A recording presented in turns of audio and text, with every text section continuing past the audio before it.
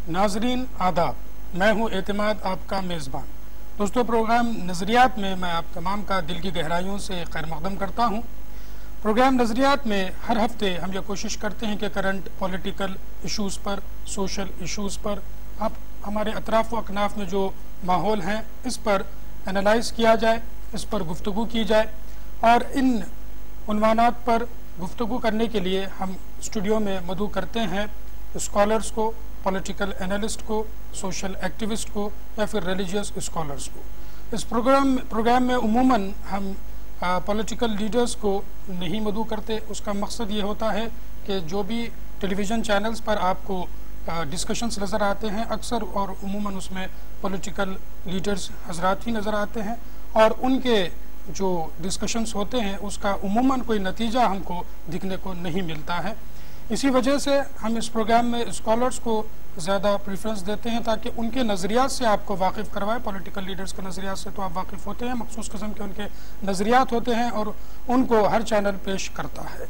लेकिन जो स्कॉलर्स होते हैं इनके नज़रियात से बहुत कम लोग वाकिफ़ होते हैं और इन स्कॉलर्स के नज़रियात पर ही लोग ज़्यादातर अमल करते हैं जो कॉमन पीपल होते हैं। दूसरी वजह जो आज का पुराशोभ माहौल है या फिर चौस आलम बन चुका है, उसमें कॉमन शख्स बहुत ही परेशान है कि जो अतराफ़ व अकनाफ में माहौल है इन चीज़ों का सही तजज़िया किस तरीके से किया जाए। ये भी एक कहावत है कि पब्लिक सब जानती है, लेकिन उसके बावजूद अगर पब्लिक का जो ओपिनियन है उससे इन दानिशवरान या फिर स्कॉलर्स का ओपिनियन मिल जाए तो फिर उनको और भी वहाँ पर हिम्मत पैदा हो जाती है कि इन हालात में किस तरीके से हमको रुजू होना है या फिर हालात से डील करना है। तो आइए नाज़रीन, प्रोग्राम नज़रियात में आज का उन्वान मैं आपको बताता चलूँ। आज हम गुफ्तगू करेंगे एक अहम मौजू पर जो जुड़ा है मीडिया से, यानी इलेक्ट्रॉनिक मीडिया के जो मेरिट्स या डीमेरिट्स है, इस पर आज हम गुफ्तगू करने की कोशिश करेंगे। इस उन्वान पर यानी इलेक्ट्रॉनिक मीडिया पर गुफ्तगू करने के लिए आज हमने अपने स्टूडियो में 3 माहिरीन को जिनका ताल्लुक़ मीडिया से ही है हम मदऊ किए हैं। आइए मैं इनका तारुफ देता चलूँ। सबसे पहले मेरे सीधी जानिब है आबिद सिद्दीकी साहब, IIS। आप हैदराबाद दक्कन में फॉर्मर न्यूज़ एडिटर रह चुके हैं दूरदर्शन के। आपका ताल्लुक़ अदब और सहाफ़त से भी है।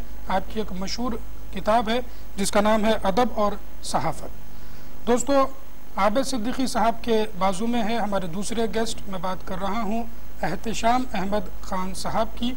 आप HOD हैं मौलाना आज़ाद यूनिवर्सिटी के मास कम्युनिकेशन डिपार्टमेंट में। आप दोनों हजरात के बाजू में हैं हैदराबाद दक्कन की एक मशहूर मारूफ। हैदराबाद दक्कन के अलावा आप तकरीबन हिंदुस्तान में एक जाना पहचाना चेहरा और नाम है। मैं बात कर रहा हूँ जनाब असलम फरशोरी साहब की। असलम फरशोरी साहब फॉर्मर हेड रह चुके हैं ETV उर्दू के। इसके साथ साथ आप ऑल इंडिया रेडियो में बहैसियत सीनियर प्रोग्राम एग्जीक्यूटिव अपना काम अंजाम दे चुके हैं।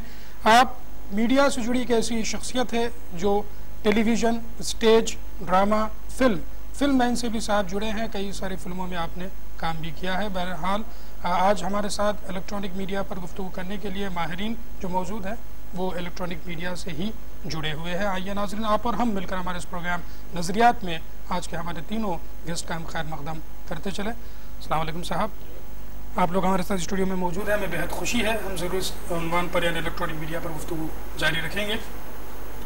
दोस्तों, प्रोग्राम नज़रियात का आज का टॉपिक जैसा मैं अर्ज कर चुका हूँ, इलेक्ट्रॉनिक मीडिया के मनफी और मुस्बित असरात पर आज हम गुफ्तगू करने की कोशिश करेंगे। लेकिन उससे पहले चाहेंगे कि आबिद सिद्दीकी साहब से हम ये जानेंगे कि जो इलेक्ट्रॉनिक मीडिया का वजूद हिंदुस्तान में या फिर दुनिया में आया उसकी क्या वजूहात थी, क्या तारीख़ है, इस पर सरसरी आप रोशनी डालते चले। जी साहब। जहाँ तक इलेक्ट्रॉनिक मीडिया का सवाल है, मैं दुनिया के दूसरे मुल्कों के जिक्र नहीं करूँगा बल्कि अपने हिंदुस्तान के तनाजुर में आपसे बात करूँगा कि मास कम्युनिकेशन जिसे तरसील आमा कहा जाता है, मास कम्युनिकेशन के ही जो है ऐसे जुज़ हैं।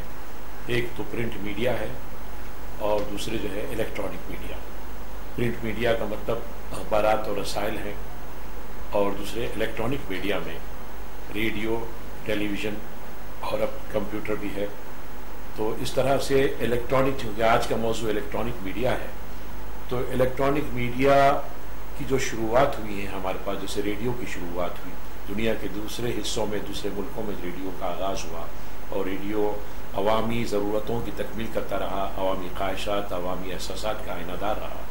उसी तरह हिंदुस्तान में भी इस बात की ज़रूरत महसूस हुई कि हिंदुस्तान के अंदर भी लोगों को एजुकेट करने, उनको मालूमात फ़राहम करने और उन्हें जो इंटरटेन करने या उनके लिए तफरी व तबाह का सामान फ़राहम करने के लिए रेडियो का आगाज़ हुआ।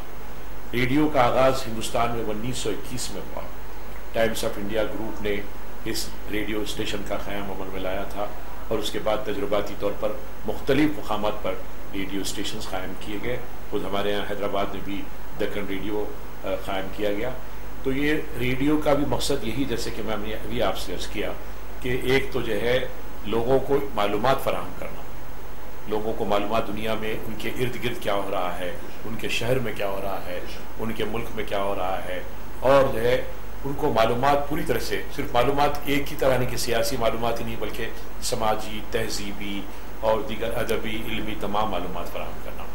दूसरे ये कि उनको एजुकेट करना, क्योंकि किसी भी जमहूरियत में या किसी भी मुल्क के अंदर अवामी राय को बनाने में, रायनामा को बनाने में मास मीडिया का या इलेक्ट्रॉनिक मीडिया का बहुत अहम रोल होता है। तो लोगों में एजुकेट करना, उनको बताना कि उनकी शहरी जिम्मेदारियाँ क्या हैं, उनकी अपनी जो ज़िंदगी में उनको समाज के लिए क्या कंट्रीब्यूशन देना पड़ता है। तो इस तरह से 1921 में जो है रेडियो क़ायम हुआ और जो है उसके बाद रेडियो के बाद हमारा जो है इर्तिक़ाई तसलसल बढ़ता गया और उसके बाद जो है तकरीबन 1959 में हम टेलीविज़न की शुरुआत हुई। टेलीविज़न की शुरुआत भी बड़ी ही बतदरीज होती रही हमारे मुल्क के अंदर। तो पहले तो जो है देही इलाक़ों में टेलीविज़न की शुरुआत की गई, वहाँ पर एजुकेशन एक्सटेंशन सर्विसेज शुरू किए गए जो देही लोगों को किस तरीके से बताना चाहिए, उनकी फसलें कैसी हों, वो खाद को उसी इस्तेमाल करें। बहरहाल इस तरह से जो है आगाज़ 1959 में हुआ और फिर 1965 में टेलीविज़न का बाकायदा जो है हिंदुस्तान के अंदर आगाज़ हुआ।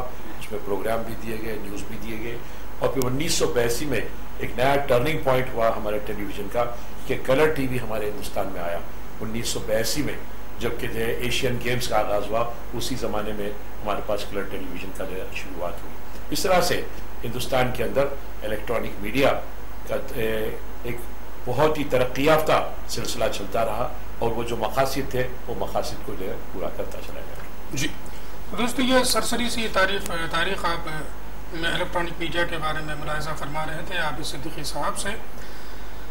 ख़ासकर 1991 के बाद प्राइवेटाइजेशन का मामला जब हिंदुस्तान में आया तो उसके बाद भी काफ़ी सारे चैनल्स, पहले तो दूरदर्शन ही हुआ करता था, एक ही हमें चैनल देखने को मिलता था, लेकिन उसके बाद टेलीविज़न चैनल्स बहुत सारे दिखने को हमको मिलने लगे।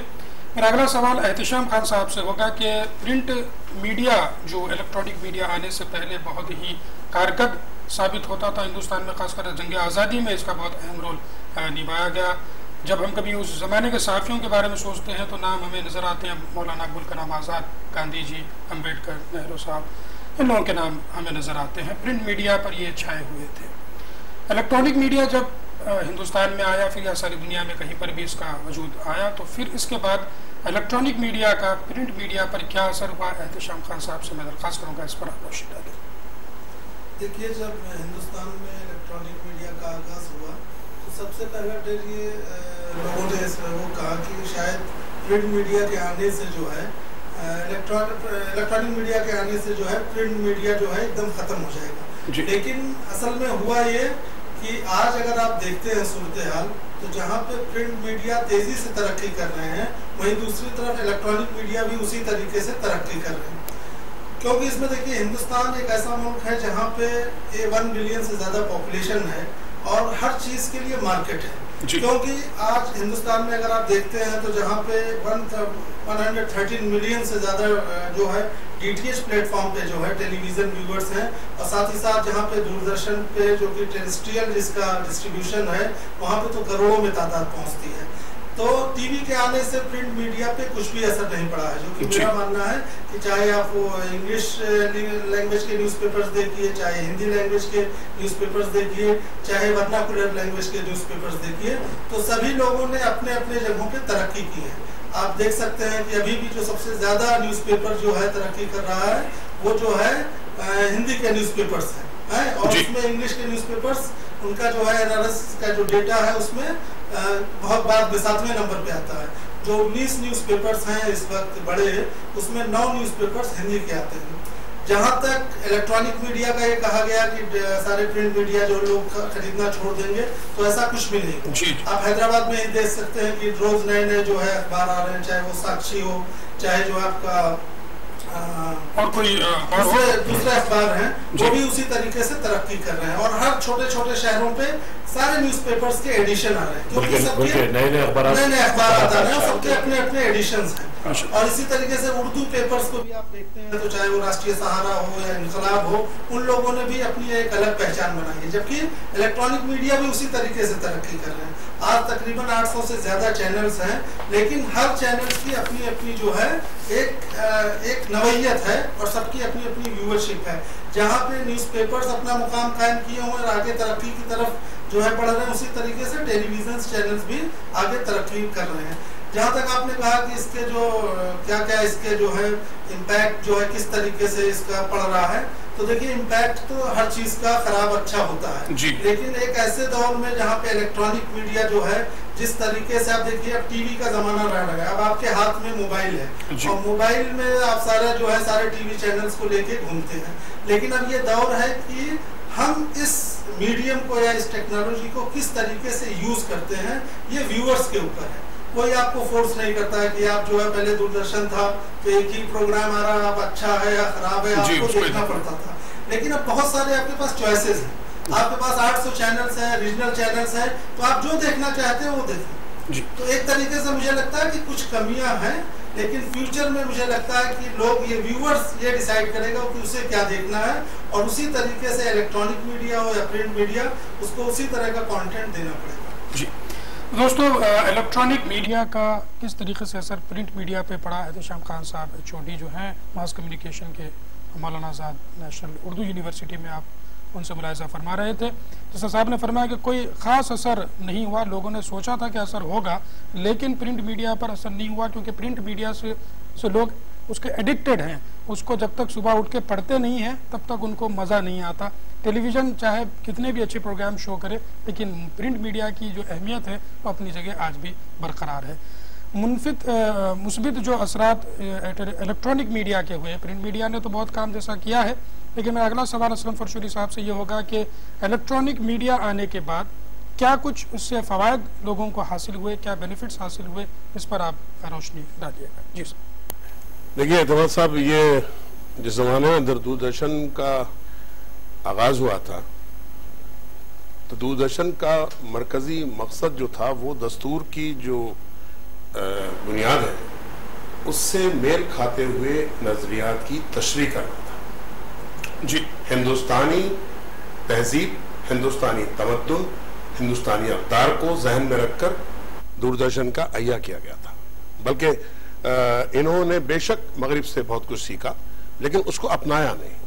और एक तरह से दूरदर्शन का मरकजी मकसद ये था कि तालीम, ज़राअत, उसके साथ इंजीनियरिंग और फिर वो जो तरक्की हो रही है उसके ताल्लुक से बताया जाए, और साथ ही ये हो कि एक तरह से हिंदुस्तानियों में जज्बे हुब्बुल वतनी को फरोग दिया जाए। जी, आपसी इत्तेहाद की बात की जाए, रोशन ख्याली की तरवीज की जाए, और साथ ही ये था कि तरक्की रुकावटों को दूर करने के तरीक़ेकार, दूरदर्शन का ये मकसद था। जी, मतलब टेलीविजन एक मुकम्मल मकसद के साथ शुरू हुआ था, लेकिन जैसे ही हमारे यहाँ केबल आया, हमारे यहाँ DTH आया, मैं मानता हूं कि हमारे यहाँ बाहर के लिए दरवाजे खुल गए।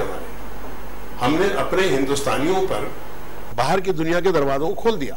जी, उसके नतीजे में एक तरह की अलगार हुई हमारी तहजीब पर। हमारी वो तहजीब जिसकी खातिर हमने रेडियो और टेलीविजन को शुरू किया था, जिसका मकसद आवाम तक बात को पहुंचाना और उनके ख्यालात को जानना था, आज ये हाल है हमारा कि हमारी नई नस्ल को हम जो कुछ दे रहे हैं उसके असरात मनफी ही पड़ रहे हैं हम पर ज्यादा। मैं जिस बात को मैं आपको बता रहा था कि सबसे बड़ा हमारा जो मकसद था दूरदर्शन का, बिला लिहाजे मजहब व मिल्लत मुल्क की तरक्की की बात की जाए मजहबी आज़ादी के साथ। जी, आइंस्टाइन के साथ पंडित जवाहरलाल नेहरू का एक मुकालमा हुआ था, तो पंडित नेहरू ने कहा था कि मैं एक मजहबी समाज में एक मजहबी समाज में सेकुलर रियासत की तामीर करना चाहता हूं और यही मेरा मकसद है जी। लेकिन अगर आज के हम टेलीविजन के नजरियात पे गौर करें या डीटीएच के चैनल्स, जैसा कि एहतशाम साहब ने कहा कि भाई 800 चैनल, एक कसीर तादाद, इतनी बड़ी तादाद के उसको गिन भी नहीं सकते, बल्कि एक तरह से हमारी जिंदगी जो है वो सिर्फ और सिर्फ रिमोट के हद तक रह गई है। हम चाहते हैं तो हटा लेते हैं, हम चाहते हैं तो उसको देख लेते हैं, लेकिन उसके बावजूद हम वो नहीं देख पाते जो हमारा दिल चाहता है। हो सकता है कि हमारा दिल चाहता होगा तफरी। देखिए, रेडियो टेलीविजन का मरकजी मकसद इल्म, तालीम और तफरी है जी। मालूमात को हम पहुंचाना, तफरी को हम पहुंचाना और उस इल्म को उन तक पहुंचाना जिस इल्म से वो लाइल्म है।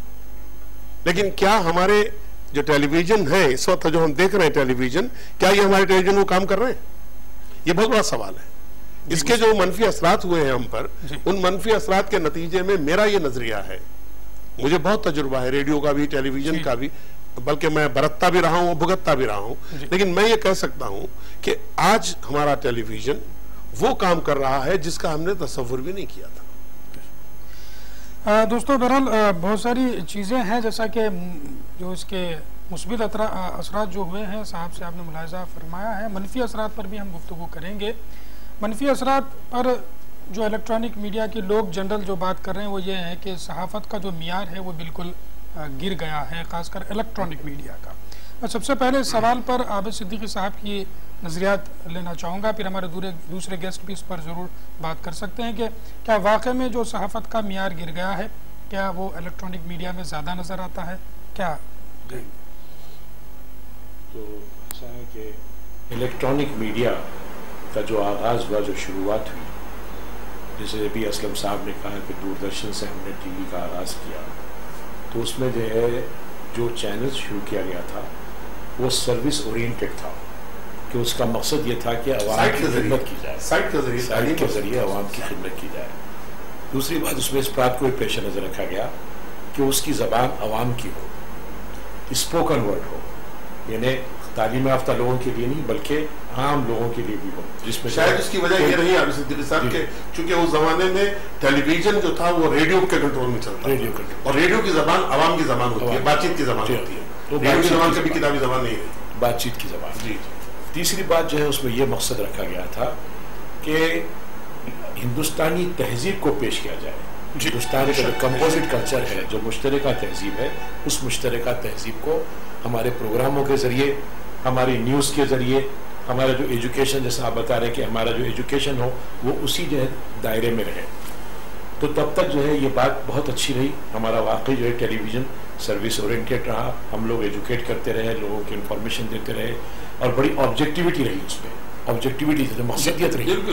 लेकिन जैसे जैसे टेलीविज़न तरक्की करता गया और उसके बाद जब दूसरे चैनल्स आए तो उन्होंने वो मकसदियत को फरामोश कर दिया, और मकसदियत को फरामोश करने से ये हुआ कि जो मकासद थे, जैसे जो लोगों को इन्फॉर्मेशन देना, लोगों को एजुकेट करना, लोगों को एंटरटेनमेंट देना, ये तीनों मकासद में जो है आहिस्ता आहिस्ता नाकामी होती जा रही है। जैसे बताओ मैं आपको, इन्फॉर्मेशन है जो पहला मकसद है इन्फॉर्मेशन, ये हमारे मीडिया की टर्मिनोलॉजी में है कि information, misinformation, disinformation. एक तो इन्फॉर्मेशन है कि आप सही सही इत्तला पहुँचाएं, मिस इन्फॉर्मेशन ये है कि आप जो छुपा के इत्तला करें, कि सही सही वाक़यात को नहीं पेश करें आप, कि आप उसको तोड़ मरोड़ के पेश करें या उसको बहुत बढ़ा चढ़ा के पेश करें या उसको बहुत ही कम करके पेश करें, तो ये सारा मिस इन्फॉर्मेशन है। तीसरी बात यह है कि डिस इन्फॉर्मेशन है कि हम कोई खबर आती है, कोई इत्तला मिलती है तो उसको हम छुपा देते हैं।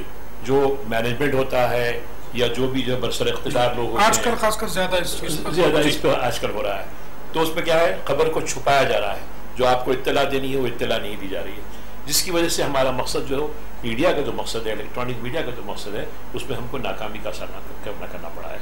तीसरी बात जो इंटरटेनमेंट है, इंटरटेनमेंट पे हम जो घटिया म्यार को इख्तियार करते जा रहे हैं जी, क्योंकि तफरी जो है, तफरी वो तबाह जो है अच्छी तरह सेहतमंद तरीके पर हो सकती है। दूरदर्शन पे भी तफरी हुआ करती थी, लिहाज हुआ करता था, दूरदर्शन पे भी हुआ करती थी, उसका एक अपना म्यार था, और उसकी वजह से क्या था, दूरदर्शन का अपना एक एतबार था, जिसको बोलते हैं अंग्रेजी में क्रेडिबिलिटी, तो वो एतबार था, उनका वक़ार था कि लोग चाहते थे कि भाई दूरदर्शन की खबरें जो है देखें, क्योंकि दूरदर्शन की खबरें बड़ी ऑथेंटिक समझ जाती थी। आज जो खबरें हो रही हैं, आज जिस तरीके से हमारे चैनल्स दे रहे हैं, उसमें तिजारती अंदाज अख्तियार कर लिया जाए। मैं मजीद इस पर गुफ्तगू जारी रखूंगा। जैसे साहब ने फरमाया कि दूरदर्शन जो था वो बहुत ही अच्छे तरीके से चीज़ों को पेश किया करता था, लेकिन वही कुछ लोग थे जो दूरदर्शन की भी तनकीद करते थे और मोनोपोली की बात किया करते थे। मजीद इस पर हम गुफ्तगू जारी रखेंगे। वक्त हो चला एक छोटे से ब्रेक का, तो ख़वातीन और हज़रात आप कहीं जाइएगा मत, हम हाजिर होते हैं इस छोटे से ब्रेक के बाद।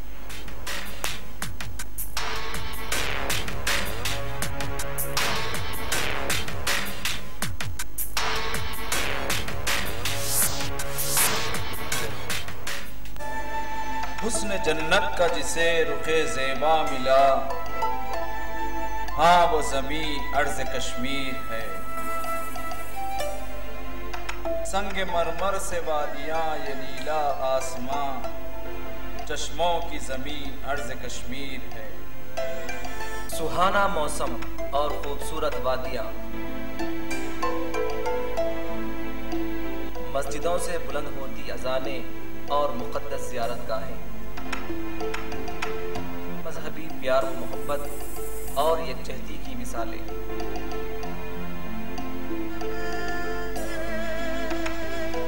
कश्मीरी अदब व सखाफत और यहाँ की बेहतरीन फनकारी, कुदरती वसाइल तिजारत, सयाहत और दिलचस्प खेल। ज़माने की नज़र इसको कुछ यूं लगी, है बेचैनियाँ पर खामोश अर्ज़ कश्मीर है। ना रहेंगे सदाए नशेब लोगों के बुलंद व बाला ये चमन अर्ज़ कश्मीर है। सियासी जंग और अवामी मसाइल, कश्मीरियों का दर्द, उनके आंसू और उनका हक। हर खबर व मंजर का अहाता करेगा खुसूसी खबरनामा, जम्मू से लद्दाख तक और लद्दाख से कश्मीर तक।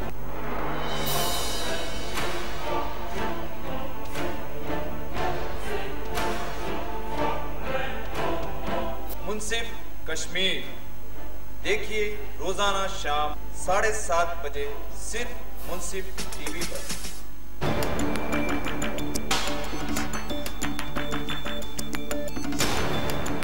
अक़लियती उमूर का जिसे वजीर बनाया, वो कहते हैं कि मुसलमान अक़लियत में नहीं है। भारतीय जनता पार्टी मानती है कि मुसलमान अक़लियत है। तो फिर अक़लियती उमूर के वजीर इस तरह का बयान क्यों देते हैं? उनका कहने का मकसद अलग। आपकी पार्टी में भी कई लालची थे, इसका मतलब? लालची दुनिया में कहाँ नहीं होते हैं भाई। प्रगंडा मिश्री था, वो बड़ा स्ट्रॉन्ग था और उसने दिल को ताड़ बनाया। ऊपर से लेके नीचे तक डिवीजन हो चुका है, उनके खिलाफ डिस्क्रिमिनेशन हो रहा है, उनके खिलाफ गुस्सा और नफरत चारों तरफ फैला हुआ है। उर्दू को आज भी बहुत ही प्यार से देखा जाता है, उर्दू से लोग मोहब्बत करते हैं, उर्दू के लोग आज भी एहतराम करते हैं। कौन गैर मुस्लिम ऐसा है जो इसका इसे छोड़ के, कौन सा मिनिस्टर ऐसा है जो उन इदारों को छोड़ के अपने पाठशालाओं में भेजता हो लोगों? जब भी मेरा मुकाबला हुआ है, मैंने इस बात की कोशिश की है कि ऐसे अनासिर इंडिया इस्लामिक कल्चर सेंटर में ना आ पाएँ जो इसको सियासी अड्डा बनाने की कोशिश करें। तो उनका जो एजेंडा है वो स्कूलों के निज़ाम में उर्दू तालीम की शमूलियत का है। सियासी कायद, मजहबी पेशवा या हो अदीब दानिश्वर, सभी का होगा सवालात से मुहासरा खास मुलाकात में। देखिए हमारे साथ खास मुलाकात हर इतवार रात 9:30 बजे और जुमा दोपहर 2 बजे सिर्फ मुंसिफ टीवी। इस्लाम में जो अल्लाह के साथ साथ इबादत की जो तालीमात हमें दी हैं, उसमें माँ बाप का हक औलाद के लिए और औलाद का हक माँ बाप के लिए क्या है? रसूलुल्लाह सल्लल्लाहु अलैहि वसल्लम से मोहब्बत और आपकी तालीमात पर अमल किए बगैर निजात मुश्किल है। अब्दुल खदीर साहब ने दरबार से सवाल किया मुझसे कि आम तौर पर आजकल जो शादियों में जो बेजा रसूमात की जा रही हैं और जिस तरीके से खराफातें या फिर रसूमात और फिर इसमें बेदरेग जो पैसा खर्च किया जाता है, ये कहाँ तक दुरुस्त है? इस्लाम में घोड़े और जोड़े की रकम लेना ये कतन हराम है और ये मर्दों की बेगैरती की बात है कि औरतों से किसी तरह के पैसे का मुतालबा करे और ये मर्द की मर्दांगी के खिलाफ है। राह हिदायत बराह रास्त देखिए हर हफ्ता और इतवार रात 9:30 बजे सिर्फ मुंसिफ टीवी पर। अंधेरी रात के आंगन में ये सुबह के कदमों की आहट ये भीगी भीगी सर्द हवा, ये हल्की हल्की धुंधलाहट। मिलिए हमसे मॉर्निंग में, एक ऐसा शो जो आपकी हर सुबह को बना देगा और भी एक्साइटिंग, जहां पर मिलकर होगी हमारी बात। रहेगा रेट्रो क्लासिक्स का भी साथ, थोड़े हंसी मजाक के साथ। करेंगे हर दिन का आगाज कि आज कल से बेहतर होगा।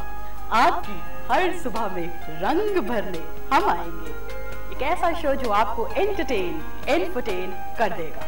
मिलिए रोजाना हमसे Monday till Friday mornings with Mariam में सुबह 9 बजे।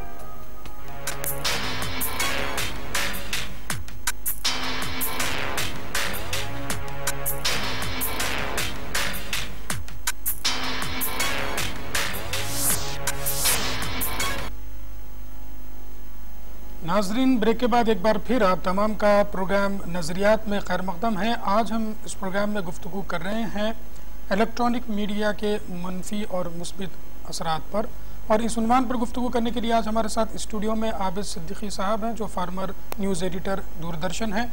आपके बाजू में है एहतिशाम अहमद खान साहब, जो HOD हैं मास कम्युनिकेशन डिपार्टमेंट मौलाना आज़ाद नेशनल उर्दू यूनिवर्सिटी के। आप दोनों हजरात के बाजू में हैं असलम फरशोरी साहब, जो फार्मर हेड हैं, ETV रह चुके हैं, ETV उर्दू के, ऑल इंडिया रेडियो से भी आप अटैच्ड हैं, और इसके साथ साथ टेलीविज़न, ड्रामा, थिएटर, फिल्म से भी आप अटैच हैं। बहुत ही जानी मानी शख्सियत हमारे साथ असलम फरशोरी साहब भी मौजूद हैं। दोस्तों, प्रोग्राम ब्रेक में जाने से पहले हम गुफ्तगू कर रहे थे कि आज कुछ लोगों का या ज़्यादातर लोगों का ये मानना है कि सहाफ़त का जो मियार है वो गिर चुका है, ख़ासकर इलेक्ट्रॉनिक मीडिया का। अक्सर इलेक्ट्रॉनिक मीडिया के जो चैनल्स हैं सहाफ़त को लेकर के, इस पर हम गुफ्तगू कर रहे थे। मेरा अगला मैं नज़रिया चाहूँगा एहतिशाम अहमद खान साहब से कि आप क्या कहना चाहेंगे इस पर। जी साहब। जैसा आबिद साहब ने कहा, तो जहाँ तक मेरा मानना है कि इंटरटेनमेंट चैनल जो है, चाहे वो दूरदर्शन का जो 3 टियर सिस्टम था कि नेशनल लेवल पे, रीजनल लेवल पे और लोकल लेवल पे, वो काफ़ी जो है सक्सेस रहा है, इस बात से मैं भी मुत्तफिक हूँ। लेकिन दूसरी तरफ जहाँ इलेक्ट्रॉनिक मीडिया की बात आती है, तो आजकल आप देखते होंगे कि चाहे वो जो भी प्रोग्राम हो न्यूज़ चैनल्स के TV पे, उस पर बहुत सारे तनकीदें हो रही हैं। सबसे पहले तो आप देखेंगे कि एक जो कॉन्सेप्ट आया पेड न्यूज़ का, वो प्रिंट मीडिया में आया 2009 के इलेक्शन में, जिसके बारे में आप लोगों ने सुना। और उसके बाद एक चीज़ हम कहते हैं पेड ब्लैकआउट।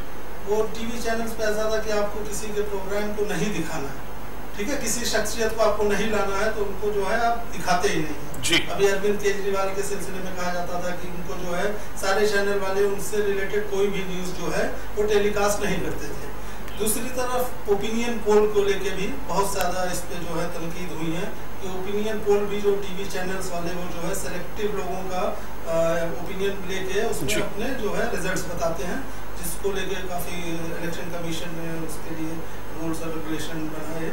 लेकिन अभी हो क्या रहा है इंडिया में, क्योंकि जो TV चैनल जितने सारे आ रहे हैं उनके लिए कोई रेगुलेशन नहीं, कोई रेगुलेटेड बॉडी नहीं है, जिसकी तरफ से बहुत सारे मीडिया हाउसेज जो है और दूसरे भी जो मीडिया के एक्सपर्ट्स हैं, पर्सनालिटीज़ हैं, वो ऐसी आवाज़ें उठा रहे हैं कि एक रेगुलेटरी बॉडी बननी चाहिए। जिस तरीके से TRI है, telecom regulatory authority of India, उसी तरीके से मीडिया की भी बॉडी बननी चाहिए। अब इसमें 2 तरह की लोगों की राय है। एक तो कहते हैं कि सेल्फ रेगुलेशन बनाएंगे, लेकिन वो सेल्फ रेगुलेशन क्या इस तरह का हो सकता है कि मीडिया जो बुराई वाली चीज़ें हो उससे बच सकता है? तो इस पे बहस का है कि किस तरीके का वो रेगुलेशन होगा। अगर सेल्फ रेगुलेशन है तो कितना वो सक्सेस होगा। लेकिन मीडिया का जहाँ पे आप अच्छा पहलू भी देखते हैं, चाहे वो बहुत सारे घोटालों का मसला हो, जितने भी करप्शन के हैं, वो लोगों के सामने वो इलेक्ट्रॉनिक मीडिया ने ही उसको रखा। किसी की इमेज बनाता भी बहुत जल्दी है, खराब भी बहुत करता। बहुत सारे स्टिंग ऑपरेशन हुए, स्टिंग ऑपरेशन जैसी चीज जो है प्रिंट में नहीं थी, लेकिन वो TV इलेक्ट्रॉनिक मीडिया की ये मुस्बित असरात हैं जो खासकर इलेक्ट्रॉनिक मीडिया की वजह से पड़े हैं। एक आजकल TV के चाहे जितने भी प्रोग्राम्स हैं, 2014 में जो लोकसभा इलेक्शन हुआ उसमें ये इल्जाम था कि एक खास पार्टी को जो है इलेक्ट्रॉनिक मीडिया पूरा सपोर्ट कर रहा है। जाहिर सी बात हो भी सकती है सच्चाई, लेकिन एक जो मूड था वो भी जो है जो पिछली सरकार थी या गवर्नमेंट थी उसके खिलाफ था। लेकिन मीडिया कितने दिन तक किसी गवर्नमेंट को फेवर करेगा? यही दूरदर्शन करता था कि वो सरकार का भोपू कहा जाता था। जी जी। तो उसको भी जो है लोगों से क्रिटिसिज्म हुआ, फिर प्रसार भारती बना है। अब वो ठीक है, अभी भी उसमें ज्यादातर गवर्नमेंट से रिलेटेड फेवर की बातें होती हैं, लेकिन मीडिया में भी कुछ गवर्नमेंट को इस तरह के कदम उठाने चाहिए जहाँ पे उनको रेगुलेट किया जाए। जी, और उसमें भी हम गुफ्तगू करेंगे कि क्या करना है और कौन कर सकता है।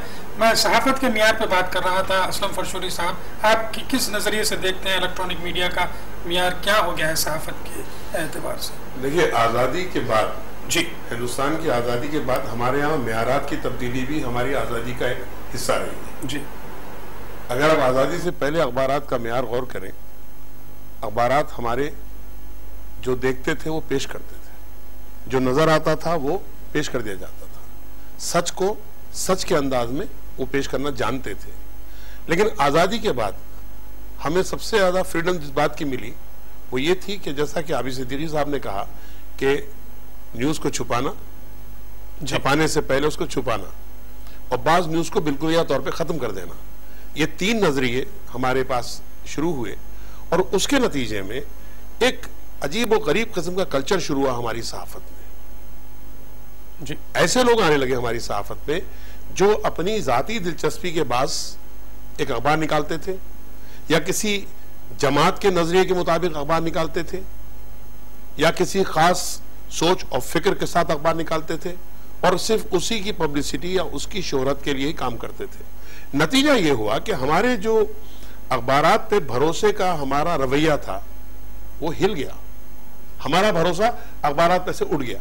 जी, या तो ये हुआ हमारे अखबारात बहुत से, आप अगर आप देखें, खासतौर पे मैं उर्दू के अखबारात की बात करता हूं, कि हमारा अखबार किसी एक शख्सियत के पीछे ही 24 घंटे वो सिर्फ एक ही काम करता रहा है जी, कि किसी एक शख्सियत को उभारने में मसरूफ रहा, या जैसा कि इल्जाम साहब ने कहा कि एक शख्सियत को डुबाने में मसरूफ रहा, रोकने में उसकी पब्लिसिटी को मसरूफ रहा। मतलब हमारी सहाफत ने आज़ादी के बाद शायद मिली हुई आज़ादी का गलत फायदा उठाया। होना यह चाहिए था कि आज़ादी के बाद हमें वो सब कुछ मिलता जो हमें आज़ादी से पहले नहीं मिलता था। आज़ादी का मतलब ये था कि हम जिस चीज़ को खोते रहे हम उसको पाएं, लेकिन उल्टा ये हुआ कि हम और खोने लगे जी। और हमारी सहाफत जो है वो ईमानदारी से हटकर कारोबारी हो गई, और चूंकि कारोबारी हो गई तो कारोबारी होने के बाद यकीन मानेगा कि उसके अंदर से ईमानदारी का अता पता उड़ जाता है। जी फरमाइए।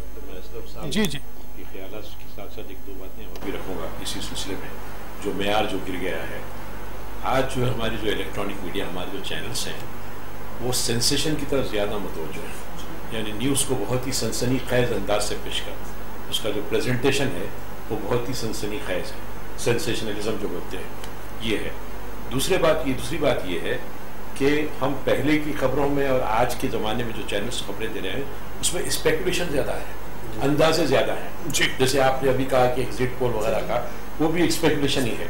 तो ये आम नौयत की खबरों में भी स्पेकुलेशन आ रहा है कि अब ऐसा होगा, अब ऐसा हो सकता है, हो जाएगा। तो ये चीज़ें, ये जो खबर की तारीख में नहीं आते हैं, ये न्यूज़ की तारीख में नहीं आते हैं जी। तो ये दो बातें मैं जो है इसको सप्लीमेंट करता हूं। आमिर साहब, आपने जो बात की उसको मुझे एक और बात याद आई जी, कि हमारा इलेक्ट्रॉनिक मीडिया, खासतौर पर टेलीविजन जी, दूरदर्शन का जो इब्तदाई दौर है जी, उस दौर में बेशक दूरदर्शन की आउटडोर यूनिट फिरती थी, घूमती थी, लेकिन उसका मकसद होता था न्यूज का कवरेज जी। उसका मकसद हरगिज नहीं होता जिस तरह के आज के चैनल्स का हो गया है। एक्सीडेंट हुआ है तो एक्सीडेंट को शूट करने में लगे हुए हैं बजाय उन एक्सीडेंट से मुतासरीन की मदद करने का। उस वक्त जो आप जैसा आपने फरमाया था शुरुआत में कि जो है एक नज़रिया था दूरदर्शन का, जब वहाँ पर जो सहाफ़ी होते थे, मखसूस सहाफ़ी होते थे जो फार्मर्स के चीज़ों को लेते थे, लेबर्स के एजुकेशन जर्नलिस्ट होते थे, एजुकेशनल। तो ये सब चीज़ें आजकल जो है वो नहीं दिखने को मिल रही है। कई जी, मैं आप लोगों की बात से एक चीज़ और कहना चाह रहा हूँ कि इलेक्ट्रॉनिक मीडिया का जो ये रोल जो कि प्रिंट मीडिया में नहीं दिखता, बहुत अच्छी बात है। इलेक्ट्रॉनिक मीडिया इतने जल्दी में होता है कि वो लगता है कि 1 घंटे के डिस्कशन में या उसमें चाहते हैं कि उसका रिजल्ट भी निकाल दें या कोई जो है फैसला कर दें, किसी की चाहे पर्सनल लाइफ हो चाहे वो प्राइवेट लाइफ हो, तो उसके अंदर जाते हैं और वो चाहते हैं कि उसका फैसला जो है वो कुछ पैनलिस्ट के थ्रू या अपने ओपिनियन के थ्रू दूसरे पे थोपते हैं, जो कि बहुत निगेटिव जर्नलिज्म है और इस पे जो है रोक लगाने की जरूरत है। जाहिर सी बात है, बहुत सारे चैनल्स हैं जो मॉर्निंग में एजेंडा सेट कर देते हैं और वो एक क्यूरियोसिटी और सेंसेशनलिज्म पे काम करते हैं कि लोगों को उसमें लड़ाया जाए, जबकि ये उनकी ये कोशिश नहीं रहती है कि उसका कोई सोल्यूशन निकले। वो चाहते हैं कि कुछ पैनलिस्ट को बुलाया जाए जो कि प्रो और उसमें जो है अगेंस्ट में जो है आके उस पे जो है लड़ाई करें, उसमें भी सेंसेशन पैदा किया जाए, लेकिन उसका कोई हल नहीं, उसका नतीजा कोई नहीं है। तो इस तरह मैं फरसोरी साहब यही बताना चाह रहा था, पूछना चाह रहा था कि कई रंग हमको जर्नलिज्म के आजकल नजर आए, एग्जिट पोल है, इसमें और भी बहुत सारे डिस्कशन भी है, लेकिन आज भी लोगों को आज लगता है कि ये डिस्कशंस भी जो है लोगों को कोई मायने नहीं रख रहे हैं। आप क्या कहना चाहेंगे इस पर? चाहे वो डिस्कशन में कोई भी आ जाओ, लोगों को मुतासिर नहीं कर सक रहा है, क्या वजह? हम इब्तदाई तौर पर जी इलेक्ट्रॉनिक मीडिया या प्रिंट मीडिया की जब हम बात करते हैं, खराबी जब इब्तिदा में बुनियाद से हमें नजर आती है तो आगे चल के होता यह कि जो एतबार है, जो एतमाद है, जो यकीन है, उस एतमाद और एतबार और यकीन की बुनियाद हिलने के बाद खा कोई चलाए। आपने इब्तिदा में कहा कि हमारे सियासतदान एक आम तौर पे कहते हैं, करते कुछ नहीं, अमल से इनका कोई ताल्लुक नहीं होता। तो आज हमारे सियासतदानों के अलावा भी सहाफियों पर भी ईमान खत्म हो चुका है लोगों का, दानिश्वरों पर से भी एतमाद उड़ गया है, और जो माहिरीन है उन माहिरीन पर थोड़ा सा एतमाद बाकी है कि जो माहिरीन है भाई ठीक है, ये अपनी अपनी फील्ड के अपने मैदान के शहसवार हैं, तो उनकी बात को सुनने तैयार हैं लोग। लेकिन मैंने एक बात देखी है एतमाद साहब, अफसोस होता है कि हमारे माहिरीन भी बहुत आसानी से खरीदे और बेचे जा रहे हैं आजकल। जी आप गौर करिए कि सियासतदानों के पास हमारी सियासत में वो तरीक़ेकार आ गया है, इसके नतीजे हमारा इलेक्ट्रॉनिक मीडिया शायद दुनिया का सबसे सस्ता तरीन इलेक्ट्रॉनिक मीडिया हो गया है, जिस पर कोई भी हाथ डाल सकता है, कोई भी कुछ भी कर सकता है। एक जमाना था कि लोग किसी अखबार के दफ्तर में दाखिल होने से पहले 40 बार सोचते थे, आज अखबारात का भी वही हाल है।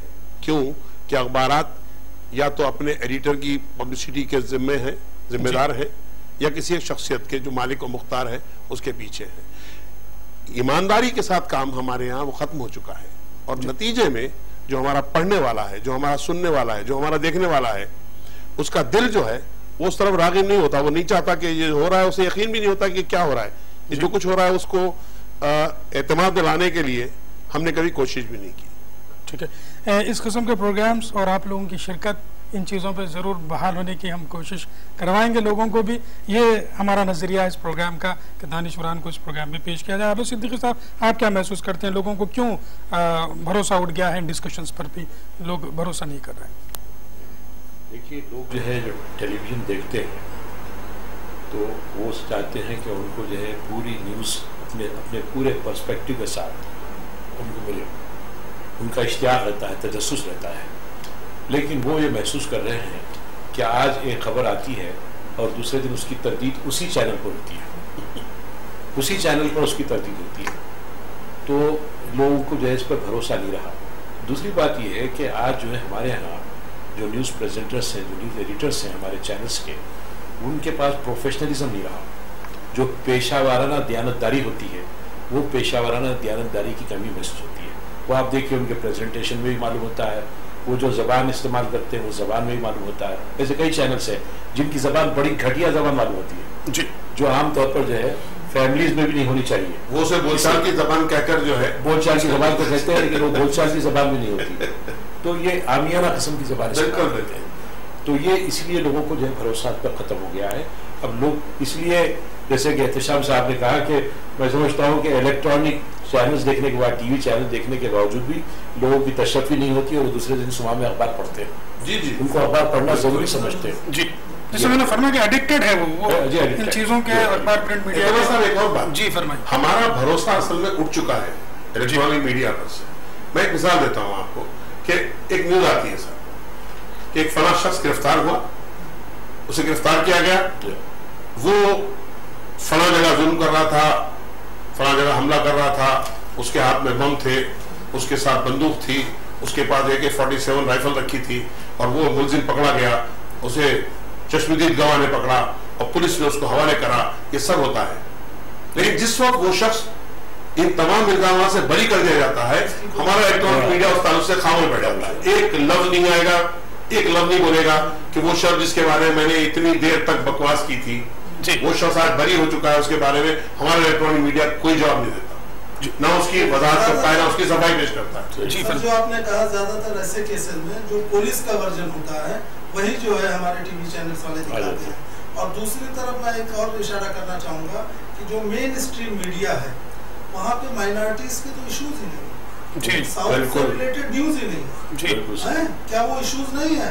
और माइनॉरिटीज के नाम पे कुछ चुनिंदा फेसेस जो है या नाम पे लाके उनको बैठा दिया जाता है, जबकि वो उस कम्युनिटी की सही से रहनुमाई नहीं करते, नुमाइंदगी करते हैं। हाँ, जो उनका डिस्कशन होता है वो बैलेंस नहीं रहता, चाहे जो चैनल, और वो एक दो लोगों को ऐसा लाया जाता है उनसे पूरे कम्युनिटी को रिप्रेजेंट कराया जाता है। तो ये भी एक बड़ा खराब जो है रुझान है मीडिया में, और इसीलिए दूसरे जो रीजनल चैनल्स के नाम पे उर्दू चैनल्स हैं उन लोगों ने अपना एक आज वकार जो है एस्टेब्लिश किया है, क्योंकि वहाँ पे वो देखते हैं कि उनकी जो आवाज़ है उस चैनल पे रखी जा रही है।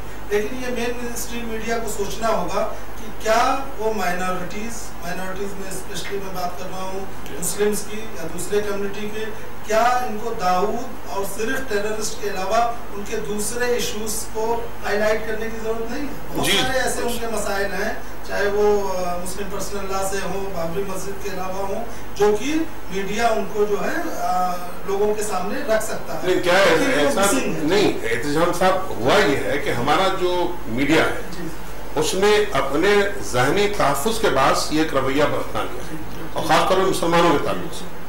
जैसा कि आपने कहा कि सवाल ये कि दूसरी जंग अजीम की जिम्मेदार मुसलमान हरगिज नहीं थे, ना पहली जंग अजीम के जिम्मेदार थे। हिटलर मुसलमान नहीं था, मुसोलिनी मुसलमान नहीं था। सवाल ये पैदा होता है कि आपको हिटलर और मुसोलिनी क्यों आतंकवादी नजर नहीं आता, दहशतगर्द नजर क्यों नहीं आता? जी, आपको सिर्फ मुसलमान जिसके सर पे टोपी नजर आए वो आतंकवादी, और जो हिटलर है और मुसोलिनी है, और आप ये बताइएगा कि हिरोशिमा नागासाकी में बम फेंकने वाला अमेरिका, लेकिन अमेरिका हीरो है जी, अमेरिका को आतंकवादी नहीं कहा जाता। तो ये असल में हमारे मीडिया का, इलेक्ट्रॉनिक मीडिया का, प्रिंट मीडिया का सिर्फ और सिर्फ ज़हनी तहफ़्फ़ुज़ है, जो मुसलमानों के ताल्लुक से नहीं बल्कि तमाम अक़लियतों के ताल्लुक से। जी, मेरा फरशोरी साहब, जो मीडिया है या कुछ मीडिया, मान लीजिए कुछ मीडिया के लोग अच्छे भी हैं, चैनल्स भी अच्छे हैं, लेकिन ये जैसा कि आपने फरमाया कि जो शख्सियात को पेश कर रहे हैं, बाज़ वक़्त वो शख्सियत पैसे देकर भी चैनल पे आ रहे हैं, तो ये पैसे देकर के जो चैनल पर आते हैं, या फिर कुछ न्यूज़ जो है, न्यूज़ चैनल्स जो है या प्रिंट मीडिया है जो ख़रीदा जा रहा है, आसानी से ये बिक जा रहे हैं। फरशोरी साहब, आप जी जी क्यों बिक रहे हैं, ये वजह क्या है इसकी? देखिए, जैसा कि पेड न्यूज़ की बात की जी, मुझे जहाँ तक मालूमात है मेरी, और ज़्यादा आबिद भाई इस सिलसिले में ज़्यादा रहनुमाई कर सकते हैं जी, हमारे पास 5 सेकंड से 10 सेकंड का न्यूज़ क्लिपिंग जो होती है उसकी वैल्यू है, उसके बाद की जितनी क्लिपिंग है वो पेड न्यूज़ के जिम्मे आती है जी। पेड न्यूज़ का मतलब ये होता है कि एक मकसद के तहत बगैर किसी वजाहत के, शख्सी दिलचस्पी के पास हमारे चैनल्स इस तरह की न्यूज़ बनाते हैं। आपने 2014 के जो इलेक्शन हुए उसमें आपने देखा होगा कि हर चैनल लाइव दे रहा है साहब जलसों, हमने कभी नहीं देखा है जी। जी जी, मैं वक्ती कमी है, एहतशाम साहब से जानना चाहूँगा, क्या ये जो वजह है मीडिया, कुछ मीडिया आसानी से बिक रहा है क्योंकि ये कारपोरेशंस बन गए हैं, क्या ये भी एक वजह है कि बिक जाता है? बहुत हद तक तो कह सकते हैं कि जिस तरीके से मीडिया इंडिया में तरक्की कर रहा है, और उसके पीछे जो लॉबी है वो कारपोरेट्स की है, जिनको ज्यादा से ज्यादा पैसा कमाने की जी। और इंडिया में जो कारपोरेट हाउसेज हैं, जैसे आपने फरमाया कि 800 न्यूज चैनल्स या टीवी चैनल्स हो गए, तो तमाम को जो है रेवेन्यू चाहिए जी, रेवेन्यू चाहिए। और उसमें जो अभी हो रहा है कि इंडिया में मतलब एक तरीके से उनका शाना बशाना वो साथ रहते हैं जी। तो इस तरह का नहीं है कि वो जो इन्वेस्ट कर रहे हैं टीवी चैनल्स में उसका कुछ उनको एडवांटेज नहीं चाहिए। तो ये बड़ा एक ख़राब पहलू है, क्योंकि आने वाले दिनों में अगर इस तरह के चैनल्स आएंगे जो कि किसी खास पॉलिटिकल पार्टीज को या किसी खास इंडस्ट्री के पॉइंट, तो फिर उस वक्त हर एक पॉलिटिकल पार्टी के पास चैनल रहना जरूरी होगा। ये भी जी जी, साहब इस वक्त है, इस वक्त हर टीवी चैनल का कोई ना कोई माई बाप है। जी जी, आबिद सिद्दीकी साहब, क्या आप महसूस करते हैं कि ये जो कुछ मीडिया के लोग हैं वो किसी मखसूस पार्टी या जो है उनके बिल्कुल मुकम्मल उसमें आ गए, कब्जे में आ गए। इस सिलसिले में एतमाद साहब मैं आपसे एक बात अर्ज करूँगा जी कि एक रिपोर्ट ये है कि तकरीबन जो है 35 चैनल्स ऐसे हैं जी जिन पर सियासी जमातों का असर है, कब्जा है, ठीक है, इनडायरेक्टली या बराह रास्त जो है उनका कब्जा है। और दूसरे जो है जो कुछ और दूसरे चैनल्स हैं उस पर भी कारपोरेट इदारे जो है अपना कब्जा जमाए हुए हैं। तो इस तरह से उनकी मर्जी के मुताबिक जो है चैनल जो है काम करते हैं और वहाँ का स्टाफ भी वही काम करता है। वहाँ पर फ्रीडम ऑफ द प्रेस जो कहते हैं हम, वो फ्रीडम ऑफ द प्रेस नहीं है और वो जो है उन्हीं की मर्जी के मुताबिक काम किया जाता है जी। और वो जो पैसे बाकायदा वसूल करते हैं क्योंकि उनको उस पॉलिटिकल पार्टी को ज़्यादातर जो है पॉपुलर बनाना है, ज़्यादातर उनकी पॉलिसीज़ को या उनके मिशन को कामयाब बनाना है या फिर उन शख्सियतों को ज़्यादा हाईलाइट करना, उभारना है जो उन पॉलिटिकल पार्टी से वाबस्ता है। तो इसी जो है कोशिश में ये करप्शन बहुत ज़्यादा बढ़ गया है जी। आज मीडिया बहुत करप्ट है जी। राडिया टेप्स का जो अगर आप वो देखें एनालाइज करेंगे तो उसमें क्या किस तरीके से कारपोरेट हाउस जो है मीडिया को यूज कर रहे थे, अब उसमें कितनी सच्चाई है वो अलग बात है, वो इंक्वायरी हो रही है। फिर दूसरा भी आप पिछले इलेक्शन में देखेंगे कि बहुत सारे जर्नलिस्ट, बड़े जर्नलिस्ट को अपने जॉब छोड़नी पड़ी जी। मैं नाम नहीं लूंगा, लेकिन ये सिर्फ ये था कि उन्होंने उस तरीके से काम नहीं किया जो कारपोरेट हाउस जो वो चाहते थे, जो उनके नजरियात को बता नहीं सके जी। और प्रिंट मीडिया में भी अब आप देखिए कोई बड़े नाम नहीं है, जैसे एक वक्त हुआ करता था कि बहुत बड़े बड़े जर्नलिस्ट जो है अपने नाम पे उनके पेपर जाने जाते थे। अब आप कोई ऐसे जर्नलिस्ट है नहीं प्रिंट में जो कि उनके नाम से पढ़े और जाने जाते हैं जी। अगर उसमें भी रीजन है, कुछ खास लोग हों तो फिर वही नजरियाती अख्तिलाफ है जिसकी वजह से उनको नहीं मानेंगे जी जी चाहते हैं तो कोई काम नहीं कर सकता। और कोई भी जो इस तरह का आदमी होगा जो कि ऑब्जेक्टिविटी अनबायस्ड उसको करना है, तो ये सब चीजों को दरकिनार कर देगा। एतमाद साहब, आज़ादी के बाद अगर आप तज्जिया करें हमारे ज़राए तफसील व इब्लाग का जी, और जिस अंदाज में हमारे ज़राए तफसील व इब्लाग खरीदे और बेचे गए हैं आजकल, आज़ादी के बाद कभी ये नजरिया हमें नजर नहीं आया। ना हमने कभी ये देखा कि अखबार खरीदे और बेचे जा रहे हैं। टेलीविजन चैनल, दूरदर्शन के ताल्लुक से ये था कि साहब दूरदर्शन का जो नजरिया है वो हिंदुस्तानी अवाम का नजरिया है। आज मुझे आप एक टीवी चैनल बताइए जो ये कहता हो कि ये अवामी नजरिए पर कायम जी। टीवी चैनल हो ना हो, लेकिन हमारा ये प्रोग्राम बिल्कुल अवामी नजरिए पर ही होगा। दोस्तों, बहुत सारी गुफ्तगू की जा सकती थी लेकिन मुझे वक्त इसकी इजाज़त नहीं दे रहा कि मजीद मैं इस प्रोग्राम को आगे बढ़ाऊँ, लेकिन मुझ पर वाजिब है। हमारे तीनों मेहमानों का मैं शुक्रिया अदा करता चलूँ, बहुत बहुत शुक्रिया सर। फ्यूचर में भी मैं तकलीफ आप लोगों को देता रहूँगा, ज़रूर इस प्रोग्राम में आप साथ दीजिए। और जो सहाफ़त का मियार गिर चुका है उसको कुछ हद तक हम आप लोगों की मदद से उठाने की कोशिश करेंगे, ज़रूर आप साथ दीजिएगा। दोस्तों, इस उम्मीद के साथ कि कल नज़रियात में एक अलग टॉपिक पर उम्मीद करूंगा कि मैं कल जो नज़रियात का टॉपिक होगा वो डिप्रेशन और इंटॉलरेंस जो आजकल माशरे में नज़र आ रहा है, इस पर हम गुफ्तगू करने की कोशिश करेंगे। तब तक के लिए नज़रियात की पूरी टीम को एतमाद के साथ इजाज़त दीजिए। अल्लाह हाफ़िज़।